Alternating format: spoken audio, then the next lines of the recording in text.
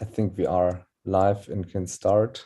Well, if we are if we are live, I would like to say hello to everybody, to the people listening to this webinar, and I would like to start by apologizing for my voice, but it's not my brain, it's just the voice. I had a hard cough, and now it's a laryngitis, and it's hard to speak. I would like to announce the seminar on mild TBI, a silent pandemic, as the headline is talking about. And we have 4 contributions. And we are scheduled for 15 minutes each for every presentation. And the first presentation will be given by Sophie Richter from Cambridge. She is a specialty registrar in emergency medicine, and she's talking about mild TBI and neuroimaging. And before she starts, I would like to remind you that it would be, if you would like to discuss further on after the presentations, you should check your Q&A box and write into the Q&A box your questions, your comments. The chat is mainly to say hello and for further communication. So again, with my apologies, now we start with Sophie, and she's talking about mild TBI and neuroimaging.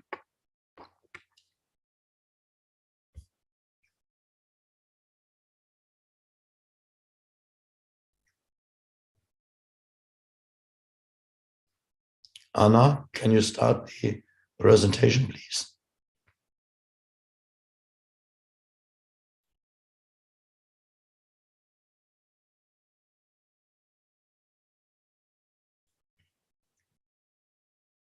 What else should I do?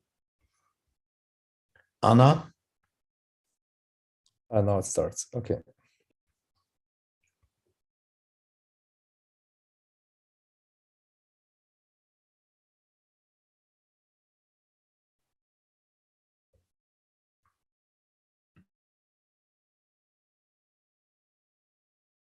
More specifically, for how the future of mild traumatic brain injury might look like in terms of its neuroimaging and its assessment in the emergency department. My name is Sophie Richter, and I'm a specialty registrar in emergency medicine in Cambridge in the United Kingdom. I'm also doing my PhD on neuroimaging for traumatic brain injury. This topic is actually very close to my heart as a clinician, because traumatic brain injury, and particularly mild traumatic brain injury, is so common that we see about 1 million patients with it in the emergency department every year. So for an average shift for me, that means I see about 1 patient per shift. But also on a personal level, because traumatic brain injury is estimated to affect about half the world's population at some point in their lives. So that means probably all of us either have experienced a traumatic brain injury ourselves or know somebody that has. Out of all traumatic brain injuries, the vast majority of those are the mild traumatic brain injuries. So that's those patients that present to the emergency department conscious with their GCS of 13, 14, or 15. They can be caused by a variety of causes. Most commonly, it is road traffic accidents and falls. It can be assaults, sporting injuries, or military injuries as well. So I'm just going to illustrate for you as an example the patient pathway here in the UK, but it's very similar across Europe. So the patient attends the emergency department, and if it's a more severe case of TBI, then obviously they get admitted to the hospital and receive adequate follow-up and rehabilitation after discharge. But the majority of patients we see are the mild traumatic brain injury cases. And the first decision we have to make for them is whether we CT them or not. So each country and sometimes each hospital uses different criteria to make this decision. In the UK, we use the NICE criteria, which are based on the Canadian CT rule. And we end up scanning about 20% of our patients. However, the vast majority of CTs are normal. So between 85 and 95% of CTs end up being normal. So only a very small portion of these patients actually have any abnormality, which means that we would admit them either because they require neurosurgery, say for an extradural hematoma, or because they we just want to observe them overnight. So the majority of patients is sent home, either with or without a CT. Just give them some safety netting advice, some concussion advice about what to expect in the next few weeks. Yeah, we think they will get better. Which we now know is often not the case, but I'll get to that later. So the first concern we have in the emergency department is how we can reduce the time patients spend here. Already before COVID, but even more now, we struggle a lot with the emergency department crowding, and every little helps to reduce waiting times and congestion in the department. So here's a study conducted by some colleagues in my group who have developed a machine learning algorithm that can actually automatically report the CT of a patient without requiring a radiologist actually manually reading a CT. So that is an interesting prospect for the future of TBI management.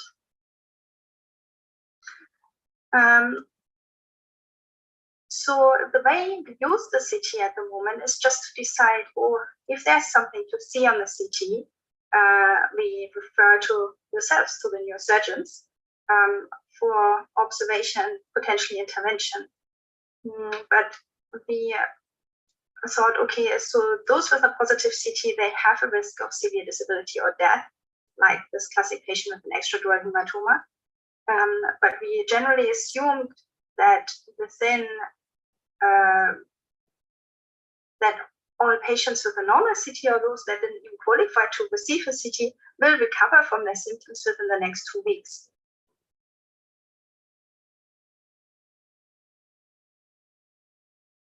So here's how we would manage them, right? The black patients we would admit to neurosurgery, and the white patients we would discharge without any follow-up. However, we now learned that there is another shade of gray in between, and that's those patients who don't have anything abnormal to see on the CT, and yet they have persistent symptoms. They really suffer for the next even 6 to 12 months and don't return to their baseline functional level. And how do we know this? Well, we had in recent years some high quality prospective cohort studies underway. So in the US, that was the TRACK TBI study. They've looked at more than 1,000 MTBI patients and found that about half have not completely recovered 1 year after their injury. So it's all mild TBI patients. Then in Europe, of course, we had the Center TBI study. They looked at about 800 TBI patients, and they were not just mild patients, but actually patients that were mild and discharged from the emergency department the same day. And of those, 30% still had symptoms 6 months after their injury. And also there was the Upfront study conducted in the Netherlands, and they looked at about 900 patients, and 44% of those still had not recovered completely 6 months after their injury. So if you now look at the top part of this patient pathway, then we know actually after we've sent the patient home, a huge number of patients go on to have symptoms that will interfere with their recovery, that will interfere with their everyday life. So these sort of symptoms are often referred to as post-concussion syndrome, just to reflect that they span a broad variety of symptoms ranging from cognitive to psychological and somatic symptoms. And they really interfere with the patient's lives. So a review has shown that 2 in 5 patients at 1 month and 1 in 5 at 6 months after a mild TBI have not returned to their work because of the TBI.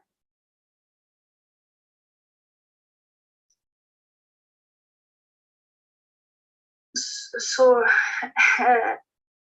as emergency physicians, we are very bad at trying to predict outcome. So there was a survey of emergency physicians that had to judge what they think the outcome of their patients would be. And in about 90% of cases, the physician thought, oh yes, this patient is going to do well, they will be fine in 2 weeks' time. But actually that was only true in 50% of patients. Half of the patients still had symptoms. So we need something better than flipping a coin, something better than our sort of clinical gestalt or intuition.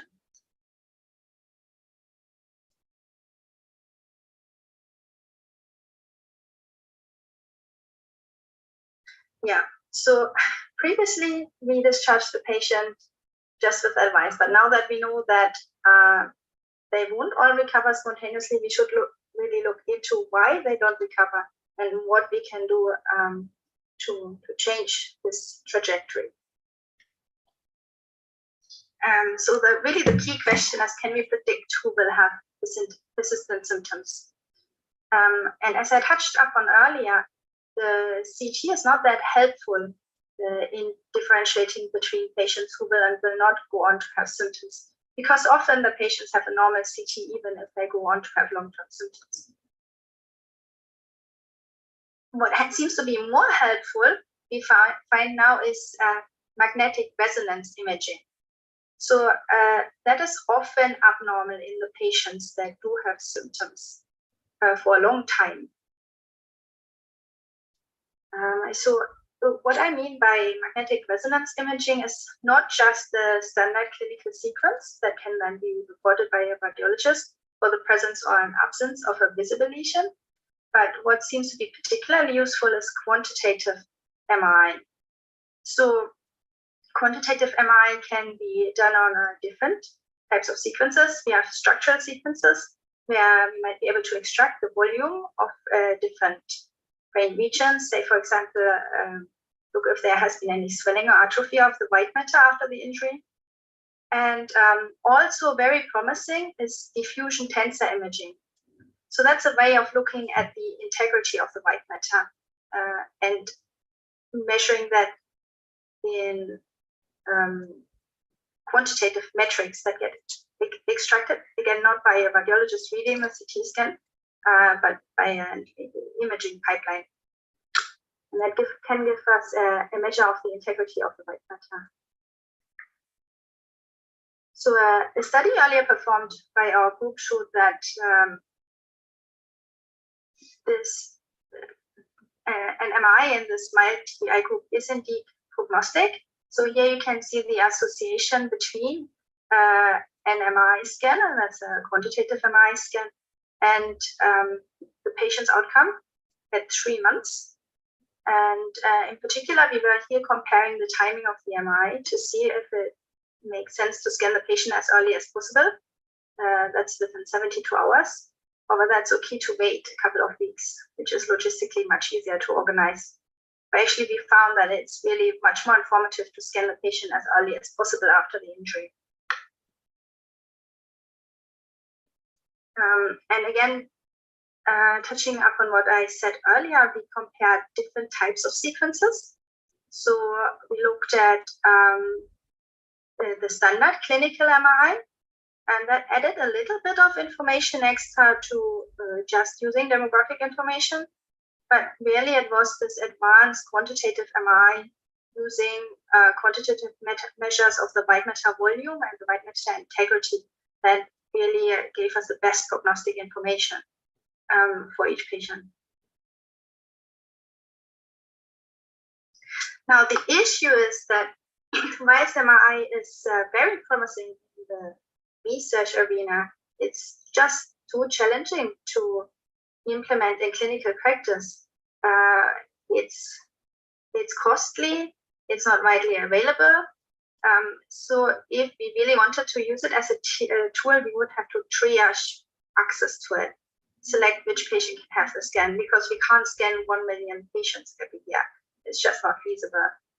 So what has been the thought is that one could use a blood-based biomarker, so some protein that gets released by the injured brain, that could then indicate whether or not the patient might benefit from an MRI.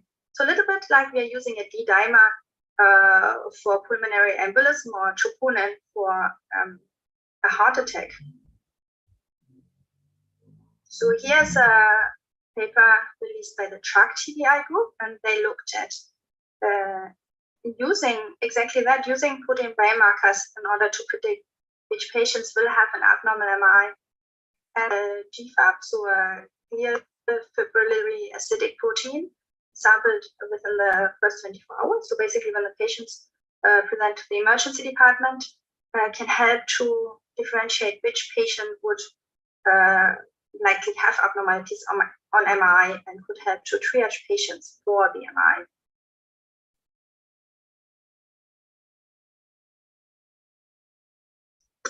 Okay, so that area still needs some work, but there's some promise in that we might be able to predict which patients go on to recover and which patients don't. But that's not really good enough, because once we've identified which patients are at risk of a poor outcome, we would really want to intervene and treat them. So we want to know a little bit more about the patient's symptoms. Now that's very difficult to get the sort of high resolution data, especially in the emergency department where the bulk of the TBI patients present. That's because it's very resource and time consuming to do face-to-face neurocognitive assessments. They're just like too many patients to catch them all. And the loss to follow-up is really significant. So mild TBI studies compared to any other TBI studies show the highest amount of patient attrition. We're just struggling to effectively follow them all up. So there's something we're piloting in Cambridge, and that is a mobile app for patients.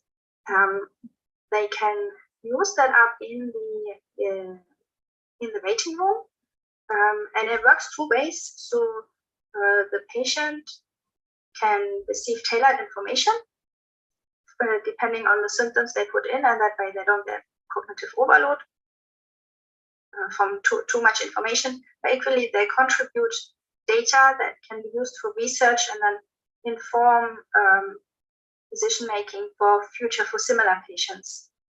And again, that makes it easy to actually repeatedly follow the patient up after discharge. They don't physically have to come in face to face. They can do the neurocognitive assessment in regular intervals after the injury occurred.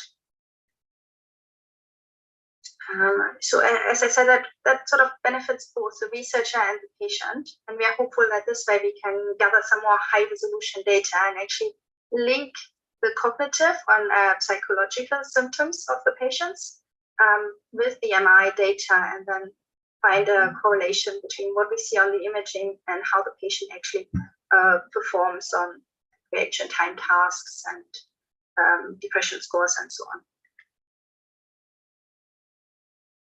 Yeah, so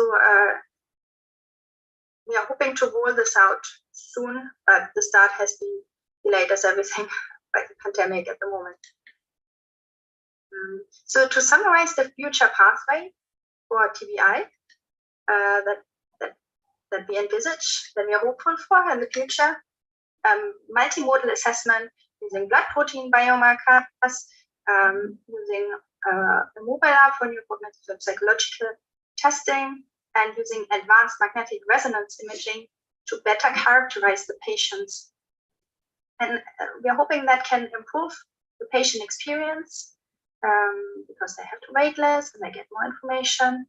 They can improve triage for follow-up, and hopefully this way improve the outcome for the patients, and also better understand the pathophysiology of what's actually going on in the brain after a mild traumatic brain injury.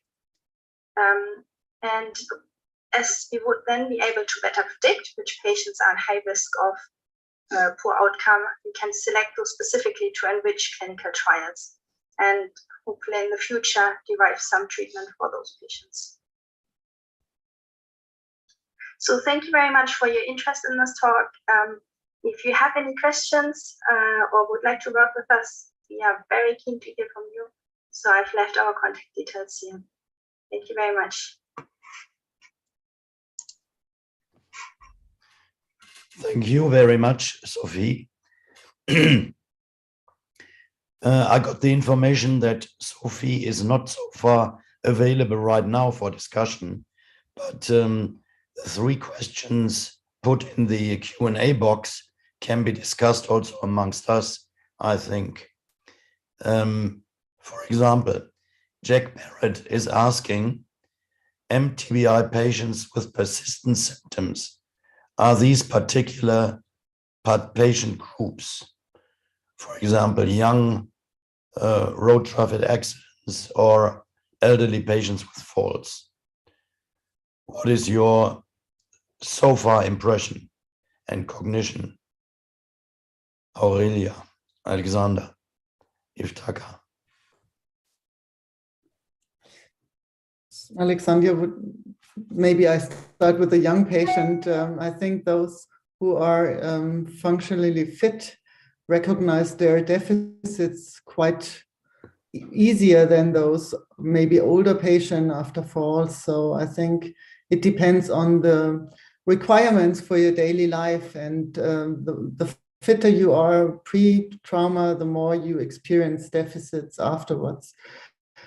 And I will focus on that during my pediatric talk, so I don't want to go into details now. So I also wanted to maybe add that, in my opinion, it's not about different patient groups. More so, the persistent symptoms probably depend on injury mechanisms and predispositions and other co-founding factors. So I don't think that you can essentially say young road traffic incidents are in general at a higher incidence for persistent symptoms, but you rather have to look into details, and there are models to try to identify patients at risk for those symptoms. And it's not necessarily only young or old patients, but it's several factors. But I think not all factors are understood yet. So there's a lot of, hopefully, research going into this to identify which patient actually is at risk for those symptoms. Iftaka, any comment here from your side? You have to unmute.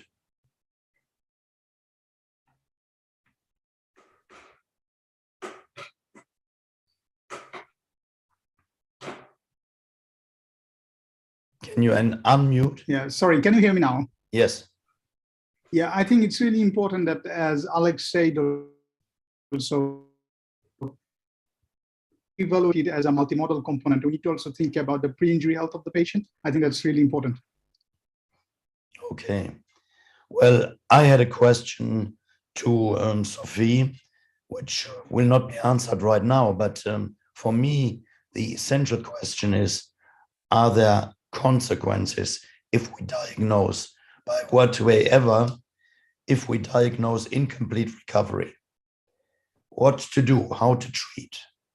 Because if we tell somebody you are not okay right now, you can't work, you can't do your normal job, this is certainly also not helpful, especially if we can't offer a special treatment. Does anybody know a program, for example, to improve neurocognition, to improve faster thinking? So I, for myself, as a neurosurgeon, I mean, probably that's the same question I would ask and I have asked. And I wasn't aware of one, because when we see the patients in Germany, at least, we tend to discharge them without giving them a certain, portfolio of things they might could do at hand in case they develop such symptoms. But in preparation of my talk, I'll briefly touch on this later, I found various methods that can be used to improve such symptoms, and I can only say that the evidence for any of them is really low, and that there's there's weak recommendations for some of them, but it goes from visual therapy to music therapy to, of course, physical exercise and medication. And so, but I'm not aware of any specific program, at least in Germany right now, that could be given to the patients. So that's a good question, I think. Okay, and this is also a question for me: what is the benefit of an early advanced MRI? It costs a lot, and maybe for insurance companies, it's important to regulate legal issues or so. But for treatment so far, it is not really helpful. But these are open questions, and of course, the future will tell us how to go. Well, there are further questions. Unfortunately, I think we should move on, because there are also two questions about biomarkers, and the next contribution by Iftaka Hossain from Turku in Finland will be on biomarkers, and we can certainly discuss the issues on biomarkers after his presentation. So Iftaka, it's all yours. Thank you, Prof.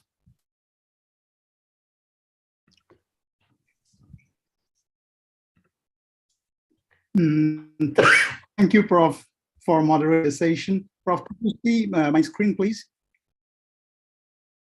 Yeah. Okay. So today I'm going to talk on the biochemical diagnostics of mild traumatic brain injury, the current state, and the feasible future. I have nothing to declare. So at first, as Sophie discussed earlier, if we think about the current diagnostic methods of mild traumatic brain injury, how do we diagnose this? As all of you know, the assessment of consciousness level, medical history, neurological examination, and the traditional neuroimaging tool, most of the time the CT, and if needs, then the conventional MRI. We have the prognostic tools, the outcome measures, so well-known, GOSI and other methods, but the CT scoring system and prognostic methods mostly under research. And do we have any single specific tool for diagnosis and evaluation of prognostic of MTBI? Most possibly the answer is no. We know about the GCS, but it has the poor ability to predict neurocognitive outcome. It cannot tell us about the brain herniation if we don't check the pupils properly, and not ideal for tetraplegic patient. And CT scan, we know that it's insensitive for identifying DAI. And other fancy MRI tools could be good for research, but most possibly, as Prof also mentioned, not adequate or perfect for the current situation of MTBI. So as Sophie discussed earlier a bit that about the other fields of clinical medicine, we have different like troponin, CRP, HbA1c. But for TBI, do we have any adjunct things to do to understand the disease better? It's still clinically no. So what is a biomarker? I'm not going to tell the whole definition, but as you know that it is an objective measurement what will give you the idea about the biological process, pathological process, and also the treatment response. And if you go through a little bit about the proper qualities of a biomarker, it should be highly sensitive and specific. It should help us to stratify the patient's severity of injury. It should be easily available according to the disease condition and infinite passes via the blood-brain biomarker. And it should have properly characterized biokinetics as well. And it might aid in the prediction of functional outcome. So what about the diagnostics role of biomarker in TBI, or do we need things? We need the biomarker to stratify the different diseases, to stratify the severities. And secondly, verification of patients with TBI having concomitant injuries. Can we identify a patient having MTBI and other concomitant injuries by a biomarker? And another thing is important. We know there are several confounding factors what could have an impact on the consciousness level. Can biomarkers help us to understand why the consciousness level is low? Is it due to intoxication, or it is really related to brain injury? And about the prognostic rules, it's important. Can we use it in the ED or when, as a trainee neurosurgeon or a neurosurgery consultant, we're going to see a patient? Can we use a biomarker to realize who needs probably follow-up or observation, and also to understand different pathophysiological processes happening in the brain?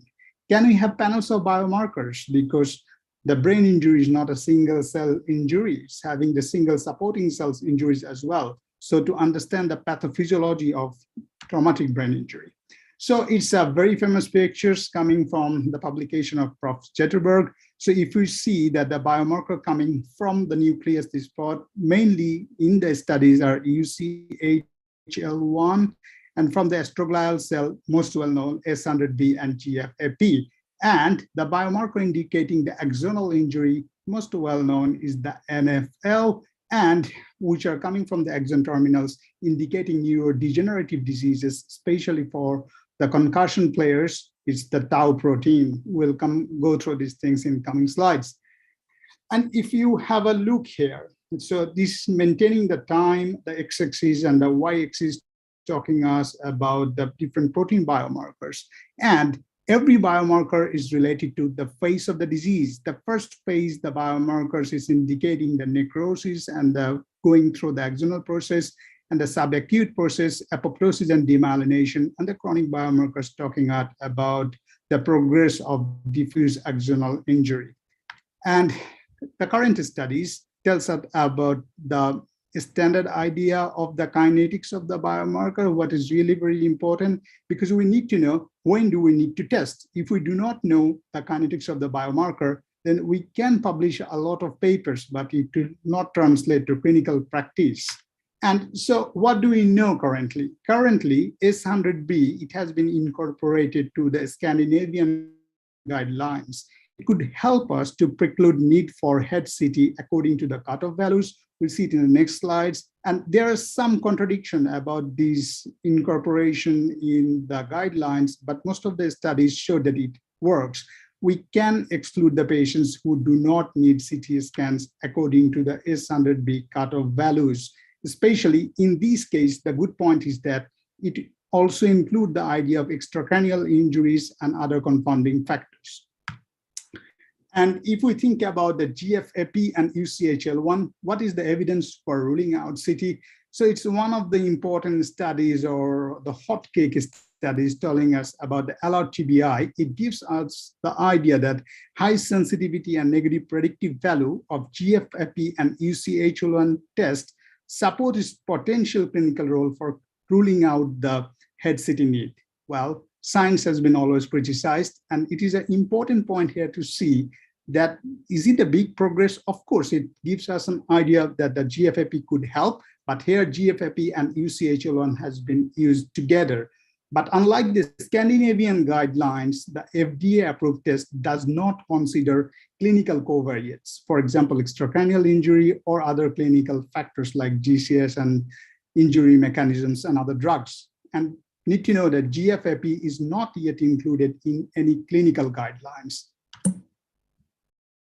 So another important study, currently we know that the main biggest studies collecting data from all around the world, track TBI and the center TBI. So this is an important study where it has been showed that plasma GFAP concentration, it correlated with subacute and late MRI abnormalities for CT negative patients. It means that it could help us to understand the pathophysiological process following TBI, and GFAP could indicate the patient could have CT negativity, but might have progressive injury, and it could be used within first 24 hours of injury. And the current studies, if we go through, this is one of the important studies, again, by the track TBI group, that if we compare the GFAP with other biomarkers, especially S100B and UCHL1, GFAP was superior to UCHL1 and S100B. Again, it has been studied by the point of care platform here. It has been again showed or scientifically proved that GFAP could be better compared to S100B. And we have to remember that S100B is not specific when there is concomitant orthopedic trauma. And this is an important one reported by the Center Hooks group, that blood biomarkers on admission in acute traumatic brain injury, if we compare GFAP with UCHL1 and S100B, then GFAP correlated strongly with the CT findings. What again says that GFAP could guide us to know if there is a brain injury in case of mild TBI patients. So what about the prognostication? We always talk about the diagnosis of mild TBI. What about the mild TBI prognosis? Do we know that whom we should follow up, whom we should observe more, who should come for neurorehabilitation? The answer is still we do not know. We do not have any class 1 evidence. So NFL, the biomarker coming from the exons, it has been studied that for repeated mild TBI, NFL strongly correlated with the late DTI findings. So yes, DTI is a fancy tool to understand or to study diffuse axonal injury, but in every setting around the world, we cannot do DTI just to study the mild TBI patients, but an acute NFL level would help us to understand if there is any changes following repeated traumatic brain injury. And we have reported from Turku with our Cambridge colleagues that early levels of GFAP and NFL, especially NFL, could differentiate complete and incomplete recovery, and it correlated strongly with the outcome. But I have to say that in this study group, the result was mostly driven by the more severe injuries, because we had MTBI patients who also had to undergo surgery for their contusions. And then finally, this is an important study coming from Shamim's group from the United States. Here they have studied NFL, tau, GFAP, and UCHL1, and correlated with the late neuropsychological test and the DTI imaging. And NFL, again, was better than tau, GFAP, and UCHL1 for the chronic TBI patients. So finally, the neurodegenerative biomarkers. So when you talk about MTBI, you also cover, as you know, the concussions. So this is one of the important studies from Prof. Marklund's group, that neurofilament light and tau, if you compare them as blood biomarker for sport-related concussion, NFL was better than tau, but tau is still having promising results. But have to say that most of the concussion studies were done with sometimes CSF sampling, but I believe that, in my opinion, a patient coming in the ED, it is probably not feasible all the time to do a CSF sampling. Probably the plasma sampling would be the ideal one. And then this one of the studies, we also studied about tau and amyloids to understand their changes as chronic traumatic encephalopathy and also the mild TBI symptoms. We have found that tau here was better than the amyloids, and tau correlated with the outcome. But the fact is that we studied total tau, so future studies we need to study on the prophylactic tau, because the total tau did not have the proper outcome measurement results. And in future, it's a very probably, I would request all the people who are listening to this that it would be a very good systemic analysis done by Prof. Mendelo and Prof. Buki, where we come to know that, yes, we have published a lot of papers, but what about the clinical translation? So we need to avoid some important things, the biased reporting, that's very important. And biomarker measurement variability, we cannot compare one study with another study because the measurement analyses were different, poor study designed, and inappropriate target groups. We need to really define that, yes, going through the scans, this is really mild TBI, not like mild TBI having a concussion or needing surgical procedure later, and inadequate analysis. So to conclude, I think we could tell, not strongly yet, we have to look through all the coming studies from center TBI and tract TBI. GFAP could be cost-effective single biomarker approach to understand who needs a CT scan in the ED. And further evaluation of panels of biomarker needed. The current study showed we were so much hopeful that panels of biomarker will show better results than single biomarker, but the reality, the center TBI analysis showed that panels of biomarker in case of diagnostic was not superior to single biomarker, but we need to see how it will work for prognostication. NFL could help to stratify DAI. We are working on center TBI. How the results come, they show that it is pretty promising. And then we have to work on p-tau, would have potential for concussion biomarkers. And finally, development of standard assays and point of care device. We would like to use it on the rugby field. So we need to improve the standard method, what is accessible everywhere, and the point of care device and inclusion in prognostic model. We have impact and crash models for severe TBI, but what about mild TBI?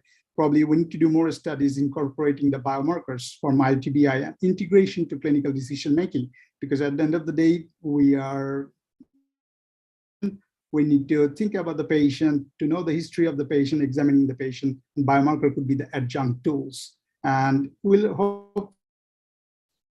see how the results of center TBI comes. And thank you very much for your patience to listen to me. Thank you. I'm very happy to answer the questions.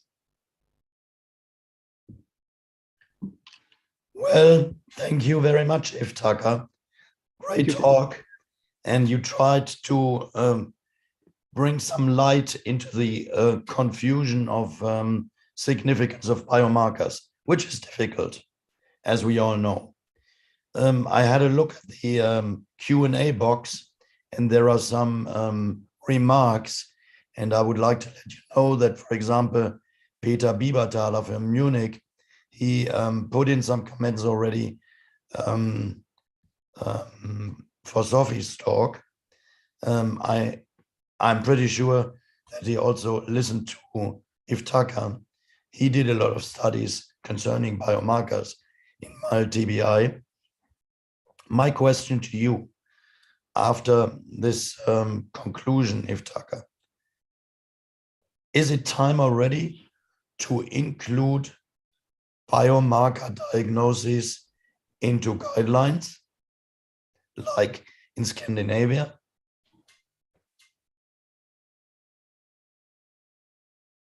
I think, Prof, it will depend. Thank you for your question. I think it will depend also on the country's socioeconomic condition. But if we think about brain trauma guidelines, everything, probably we need a consensus, because different studies are telling us different things. And at the end of the day, we are telling that, yes, we are using different. The population is not ideal yet. Probably we should come to a consensus. And if the consensus says that, yes, it is the time, then it might be helpful as a tool. Yes, but the problem is, of course, as you cited, Stefania Mondello's review, which is a living meta-analysis. So ongoing new results will be fed into this analysis, and then it will change over the years. But there are so many different biomarkers, so many different time points, intervals, different subsets. Do you really think that in the near future we'll be able to sort out which group should receive which testing?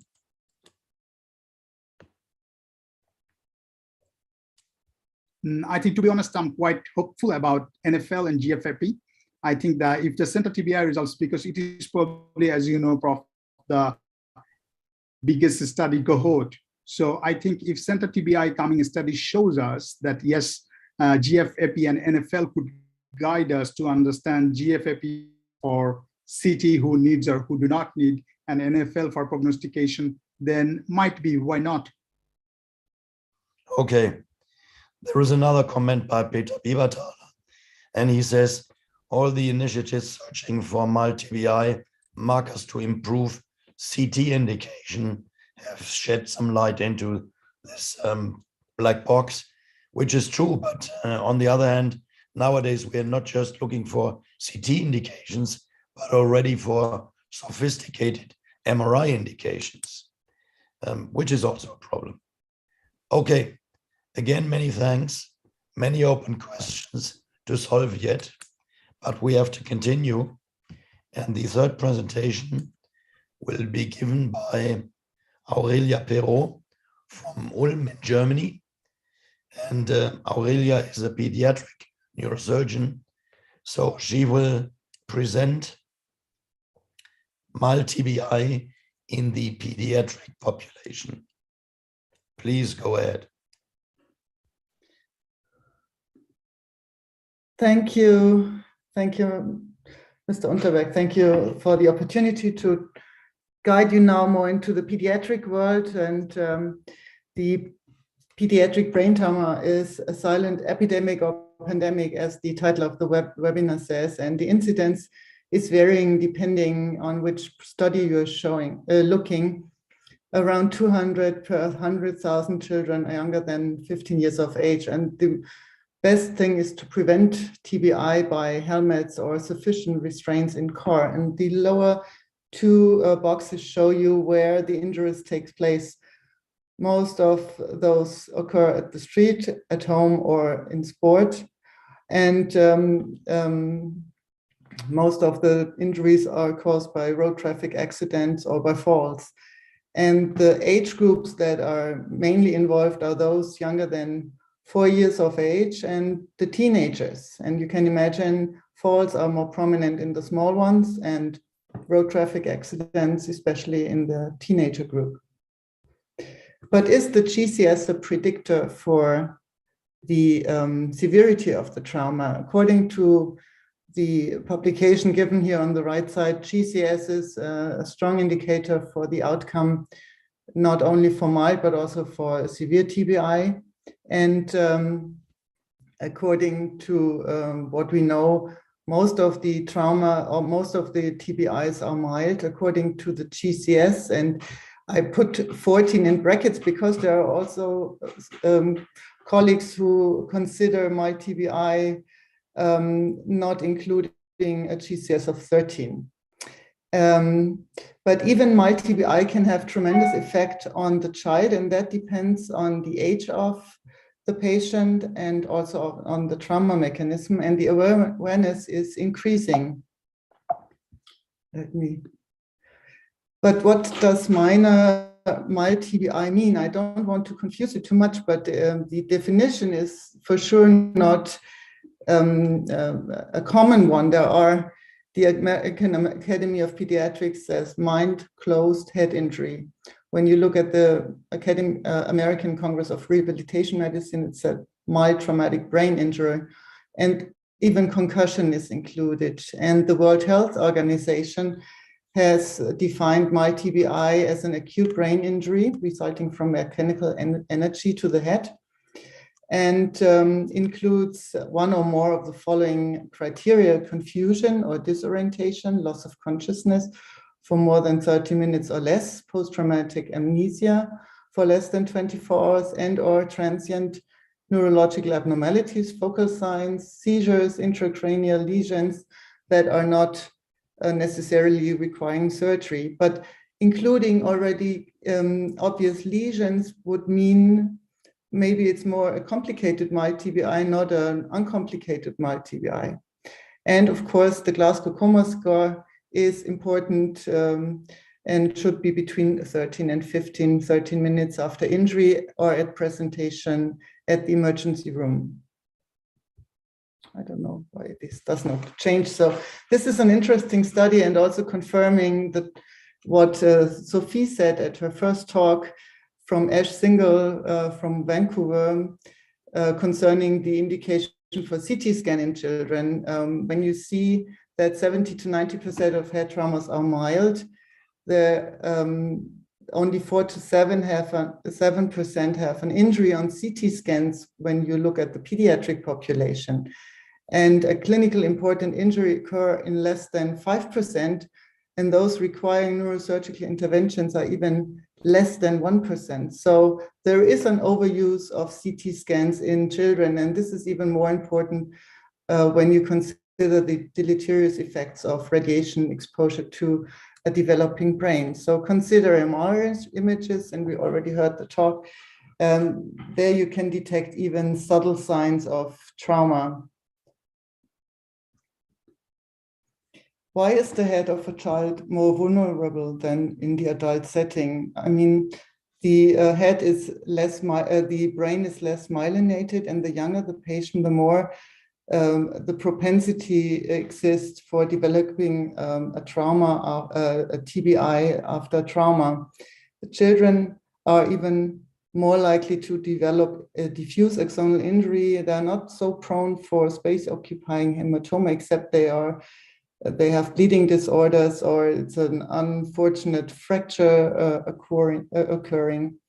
And it's also sometimes very difficult to judge children depending on their age. They can be difficult to evaluate. Lethargy or irritability or even anorexia can be a sign for a trauma, and for also tense fontanelle or sunsetting signs are even late signs for significant trauma. And when you look at children below the age of 4 years, communication can be tough in those kids. And not only are they difficult to judge, but they are also different in depending on their age with regard to the trauma location. When you look at the picture on the left side, a child is hit on a different area by a car than an adult patient. And so the area of impact is different depending on the age. And when you look in here, you can imagine that the head-body relationship also makes a big role with regard to trauma consequences, with having a big head on a tiny body with a loose connection. You can imagine a whiplash injury is more likely than an adult patient. The facet joints in the cervical spine are more shallow, and the muscles of the neck are more weak. So this also contributes to the importance of kids. And you have a growing skull, as you see in here. Fractures are different depending on the age group. You have more like a linear fracture or green stick fracture in the very young, and not involving so much sinuses. But this has to be considered in the older ones, and even fractures to growing teeth needs to be considered. This I already showed.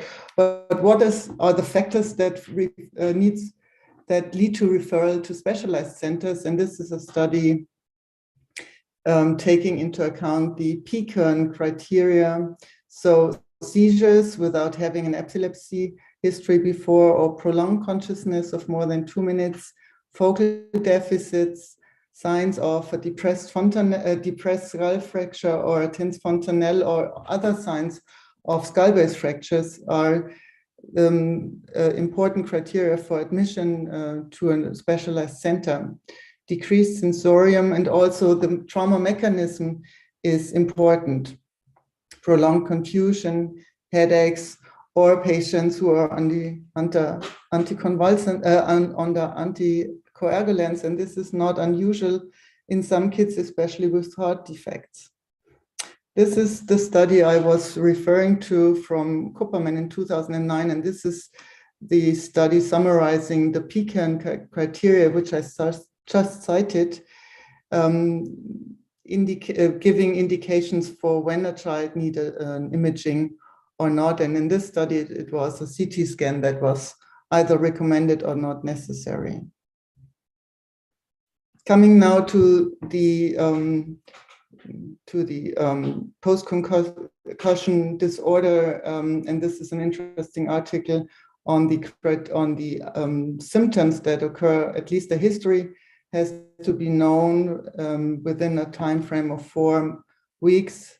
Patient has neuropsychological difficulties in attention and memory, and 3 or more symptoms that last at least 3 months, like fatigue or sleeping disorders, headaches, dizziness, irritability, and aggression, but also anxiety and depression, and the change in personality can be signs for a post-concussion symptom or syndrome.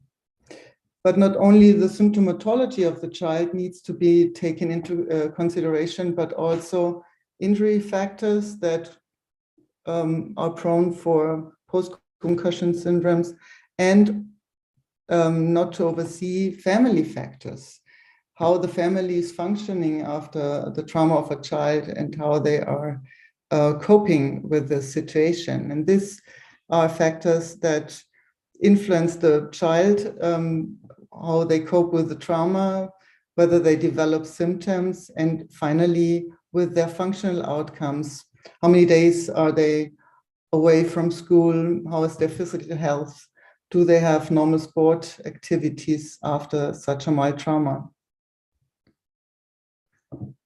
And another large study from Rosenbaum showed that although most kids do recover quite well after mild TBI, 10 to 30% have persistent symptoms that last longer than 4 to 12 weeks after trauma. And these curves should just show you that obviously girls are more prone for post-concussion symptoms, and teenagers are even more prone than younger patients. And those who had already pre-existing symptoms like emotional distress or a migraine history are more prone for post-concussion symptoms. When we look at our own algorithm for the treatment of pediatric patient after trauma, I want to focus on those with a GCS more than equal or more than 14. And those are very important criteria when we do imaging. Is there a progressive decrease in consciousness, or was there a loss of consciousness after the trauma for more than 5 seconds? Do the children have signs of a skull or skull-base fracture like raccoon eyes, battle sign, licoria? And how was the trauma mechanism? This is an important issue. Was this in an MVA? Was the patient expelled from the car, or was another patient or another participant even dead after the trauma? Was it a rollover trauma in pedestrians or cyclists, and did they wear a helmet? And how was the height of the fall? Was it more than 90 centimeter in children below the age of 2, or respectively more than 1.5 meter when they are older? And did any seizure occur, or did the child vomit more than 3 times? Did they complain of progressive headaches, or do they have focal signs? So these are very strict criteria we consider enough for post-trauma imaging. And whenever possible, we do an MR scan, or in the smaller ones, we check by ultrasound through the open fontanelle. And we're even more reluctant in the small ones who might have obvious signs of an hematoma on the skull, especially when it's in the occipital temporal parietal region. And we also consider the parents' estimation of the trauma and the behavior of the child, whether we do an image and survey the patient for at least 24 to 48 hours or not.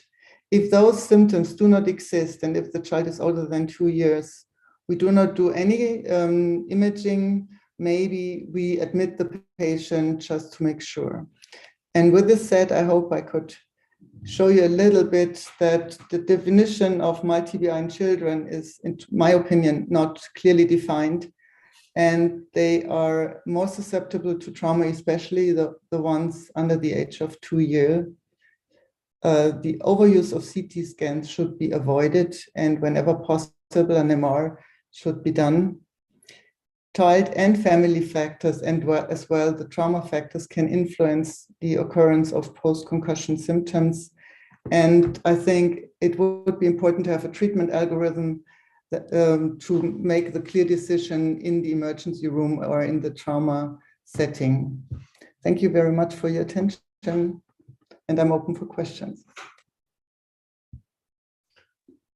Well, thank you very much, Mrs. Perrault. This was really great. And I forgot to mention that Aurelia Perrault is one of the very few pediatric neurosurgeons who is also professor of pediatric neurosurgery. And this is really my respect. Thank you very much.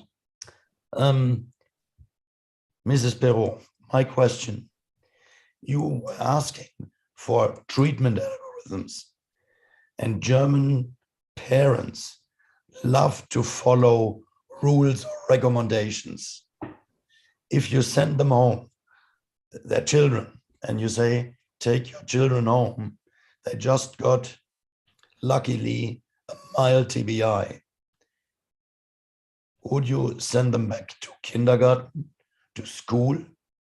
Who is deciding which kids, which youngsters should be taken out of school, out of kindergarten for a certain time period? Well, when we send them home, we only do that when we are really sure that mechanism was not severe. The child didn't have any symptoms that would consider that we consider they could develop post-concussion syndromes. But you're right.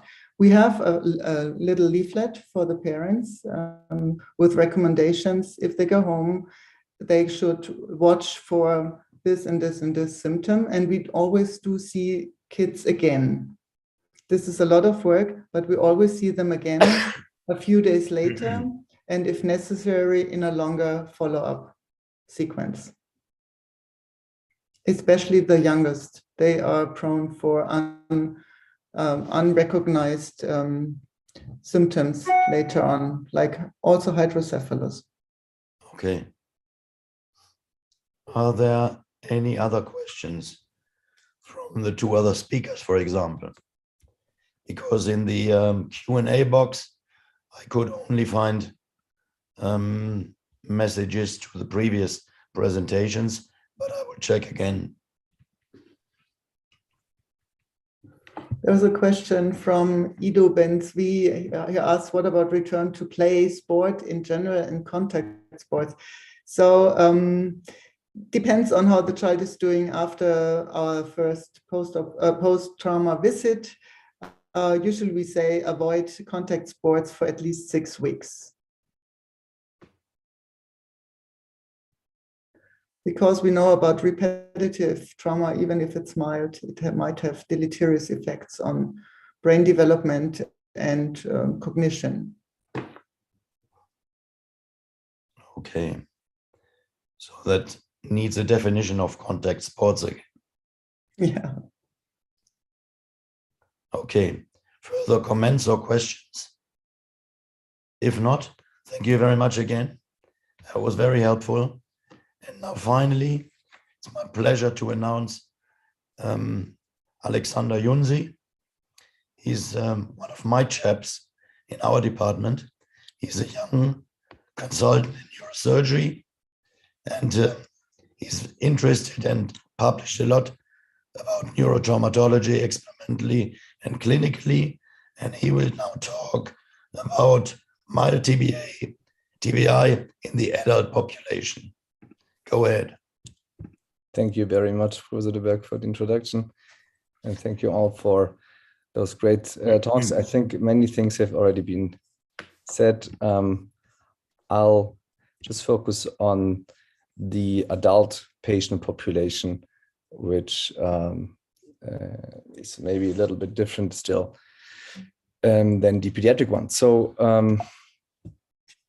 hope you can all see my slides. I mean, the general question is TBI in general, and also mild TBI, is it even a problem? And if you look at the number of TBI patients in Germany from the Federal Bureau of Statistics, what you can see is that despite some thoughts that, you know, TBI is not a major problem anymore, TBI is actually increasing about 38% in 15 years. And this really poses the question, why, which patients are, where's this increase coming from? And we have looked at our own ED, emergency department visits related to TBI in the last years, and we have observed something similar. So since a couple of years, and overall within 15 years, there has been a substantial increase of contacts to our emergency department because of head injuries as well. So what kind of patients are those? We have taken those numbers and we have looked at all those TBI-related contacts to our emergency department in the last year for a couple of months, and we have prospectively collected them. And as you can imagine, those 975 patients in this little analysis, those patients predominantly have a mild TBI, 96%. So the main reason people come and visit our hospital is in terms of traumatic brain injury is actually due to mild injuries. And this increase, and we have looked at the data, and this is an increase in the last years for those mild TBI patients.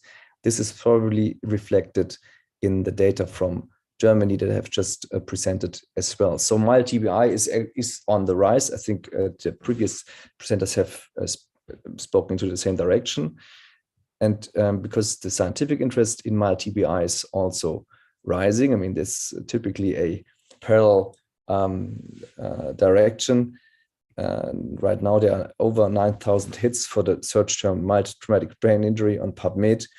Because of those, this high scientific interest, we now have good prospective observational data on TBI in general, and also on mild TBI.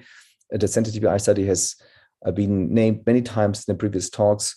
In this study, 68% of patients had a mild injury. In the Chinese Center TBI study, so I think this has not been mentioned yet. So China had a sister study, a registry study, similar to the European Center TBI study, just bigger, a little different. And they had a rate of 56 mild TBI patients. And finally, the track TBI study has already been mentioned. So the American predecessor, basically, they even had a rate of 82% of mild TBI patients. So those studies, they just prospectively enrolled TBI patients in general with one specialty. So in all those prospective studies, only patients with indication for brain CT imaging were enrolled. This means that those mild TBI patients that already are in most of those trials the highest study populations, they even got a brain CT scan, which is a small bias, and it also means that probably way more patients without the indication for brain CTs can come into the emergency departments of those hospitals involved in those studies, and the actual number of mild TBI in TBI patients is even higher. Real-world data on mild TBI, similar to what I've shown you from our emergency department, is quite scarce. There are, for example, 3 studies in the recent years. One is from New Zealand. They calculated the incidence of mild TBI in their country of around 749 inhabitants, cases per 100,000 inhabitants. So that's quite high number. Similar data from Norway, incidence little lower, and then data from the United States, of course, and there the number is a little bit higher again. So these are official numbers from some prospective registries and studies that look at all TBI cases, and they have these kind of incidence rates. So this obviously is a pandemic. The question isn't a silent one. I want to show you what a typical mild TBI patient, adult mild TBI patient might look like. The patient that, at least in Europe, in Heidelberg, you would see in the emergency department. So the patients that we looked at, they now have a mean age of 52 years. So that's one of the key messages also for mild TBI. Those patients are now older. Incidental falls, in our case, have been the majority of injury mechanisms. Road traffic incidents really rare, with 5% loss of consciousness and post-traumatic amnesia. You can see the numbers here, not that much. Most of them have a GCS of 15 points. Anticoagulation even in multi-BI patients, probably due to the higher patient age in a substantial number of patients, 25%. And then this is interesting, in our cohort, we performed 66% of brain CTs, and nearly a third of those brain CTs showed some positive intracranial pathologies due to the trauma. And this is also interesting. You've heard these rates before. So the rate of those multi-BI patients undergoing neurosurgery is 3%. So this is a hint that mild does not necessarily mean mild, and that there is different complications in multi-BI. Just to show you the data from Europe, so in the Center TBI study, a cohort of multi-BI patients has specifically been assessed. And this just also shows you that the median age here is similar, and that the rate of incidental falls also is higher than the rate of road traffic incidents. Again, those patients all had a brain CT scan, indication for brain CT scan. So no wonder that the rate of positive brain CT scans is higher, is 48%. And those patients, because of their probably more complicated mild TBI, have been admitted to the hospital quite often. In the American study, they published a similar analysis on 2,000 mild TBI patients. Patients were a little bit younger. And this is really interesting. Although it's a Western country, the rate of incidental falls was, compared to Europe and to Heidelberg, was fairly small, just 27%. And the rate of hospital admission was even a little bit higher. So this just gives you different ideas of how a typical adult mild TBI patient currently looks like in Europe and the United States, and also in Heidelberg, if this is of interest for you. And I want to then touch briefly, let's say, a sub-cohort of multi-BI patients, the sports-related multi-BI patients. The video, just to warm you all up, shows some of those fairly terrible injuries. And although all of those will probably also be classified as multi-BI, even the one you've just seen, you can imagine that the actual injury in some of those cases, even with protection and so on, might be less mild than expected. So this is a big problem in the United States. In this cohort observational study, 4,110 adult patients were identified with sports-related multi-BI. In their calculation, the authors they say that this represents 1.3% of all TBIs in the country. And interestingly, equestrian sports had were the biggest contributors, contact sports the second biggest one. The authors also talk about chronic traumatic encephalopathy. I'll briefly touch this later on as well. And there is evidence that in those sports-related multi-BIs, repetitive injuries especially might contribute to this neurodegenerative disease.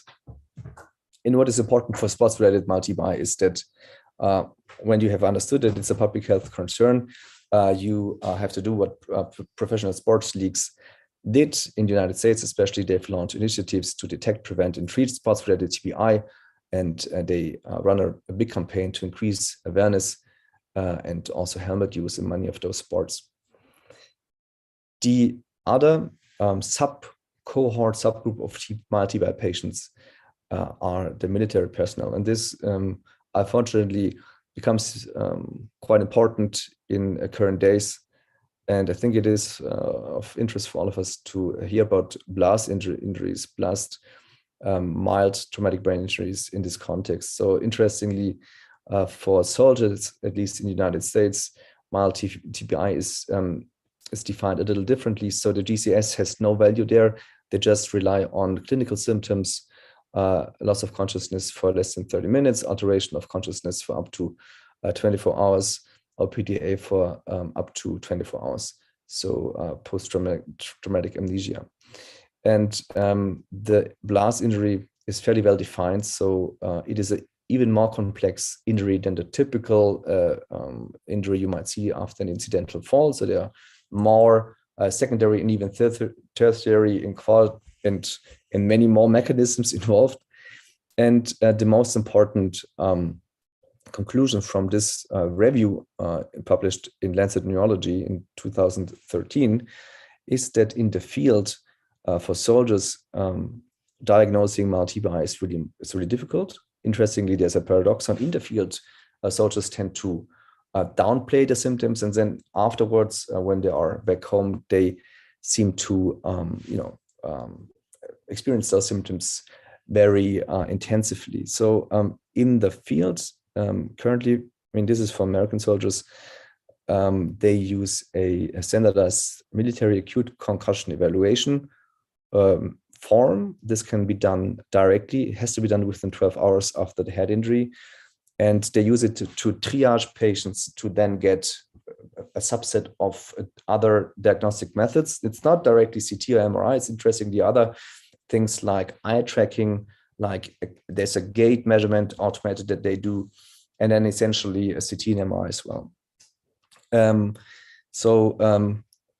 It is also interesting to see how much research especially the American Department of Defense is putting into MAL-TBI, and they are obviously very interested in biomarkers and other diagnostic measurements in the field for their soldiers as well.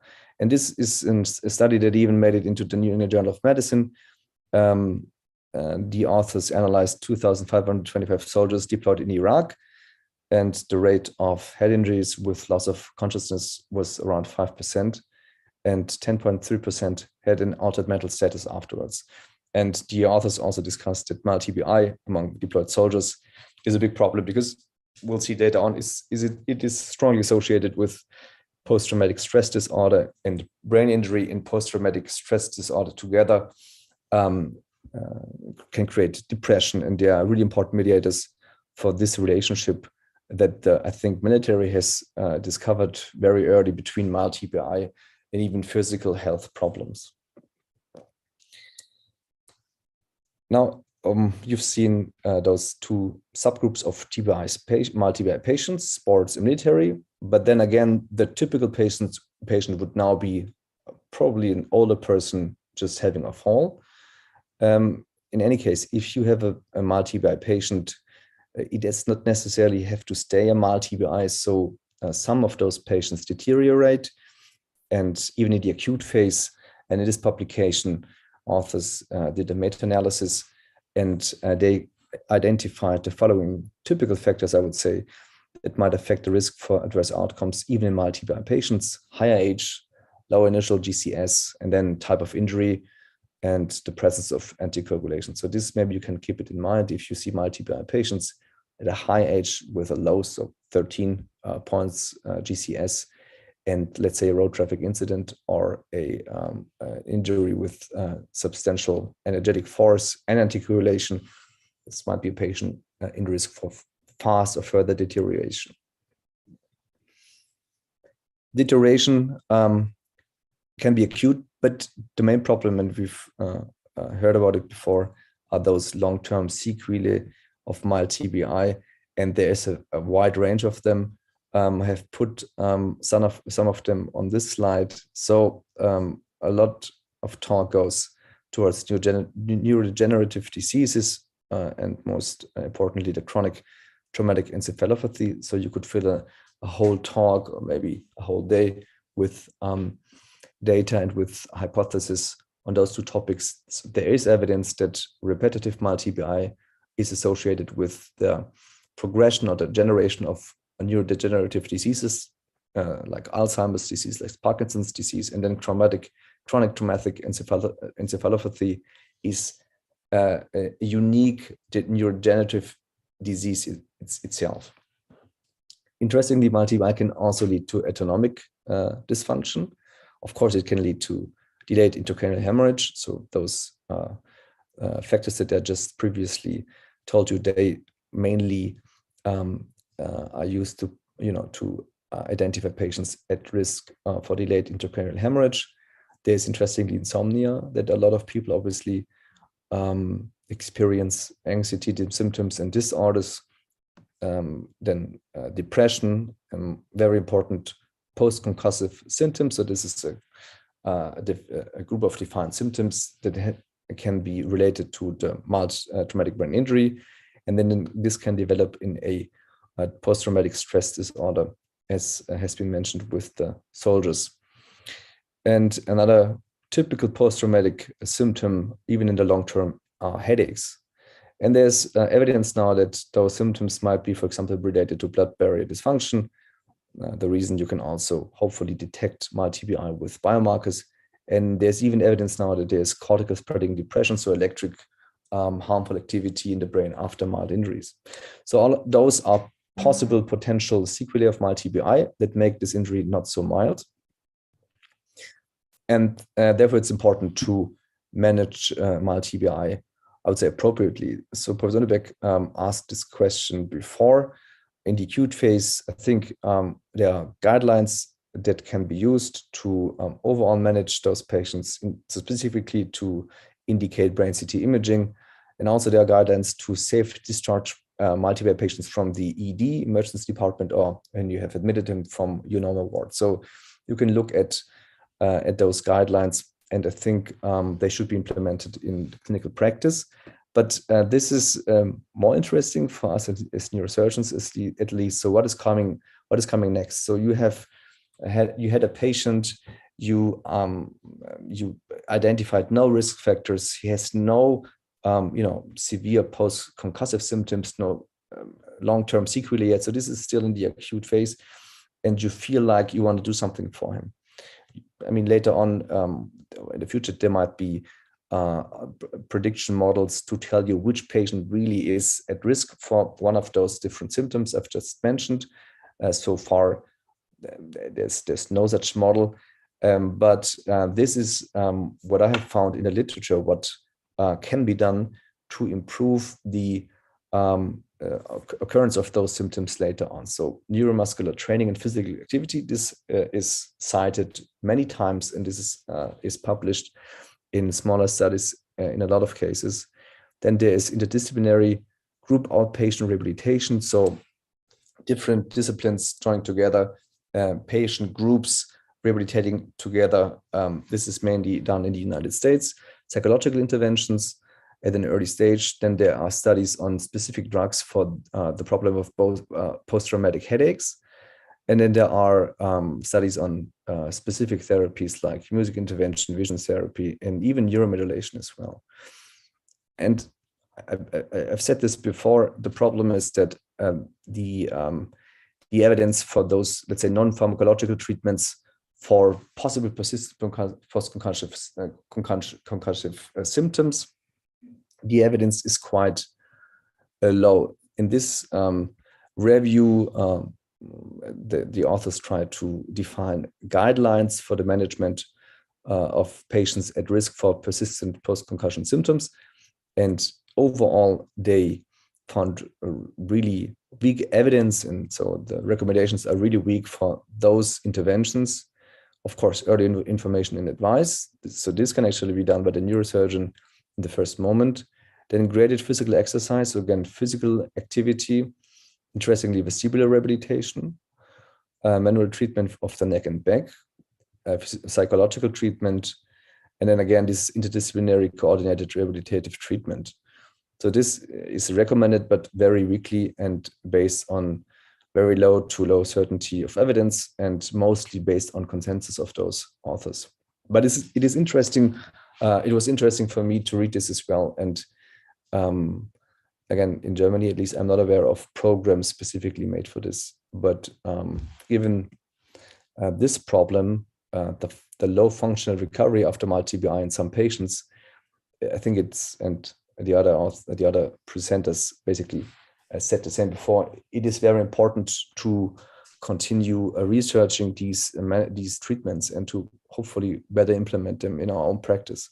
So this study, one of my last slides, assessed the yes, it should be your last one.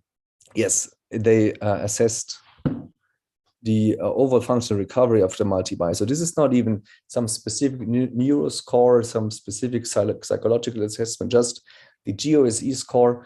And this has been done in the TRACK TBI study, and the percentage of mild TBI patients reporting functional limitations was 53%. This has been compared to a control of orthopedic patients, and the rate was lower. So this is a real problem. And just briefly, there is no way so far with the existing prognostic models that have been used to prognosticate TBI to prognosticate mild TBI. So this basically concludes my talk. As you can see, there is much to study and to research, specifically also on prognostication, and I'm open for questions. Thank you all. Thank you very much, Dr. Yonzi. Very interesting and many open questions, as you stated. Unfortunately, there is not much time, and I would, from the Q&A section, just briefly tell you that there is a good remark of Jack Barrett. Obviously, TBI is an umbrella term for a range of injuries. And this raises the question whether we are using the correct definition or we should look at something else. This is also a question to myself. But then there is a question concerning role of dopaminergic therapy in improving neurocognition. Can you contribute or comment, some of you? Is this an option?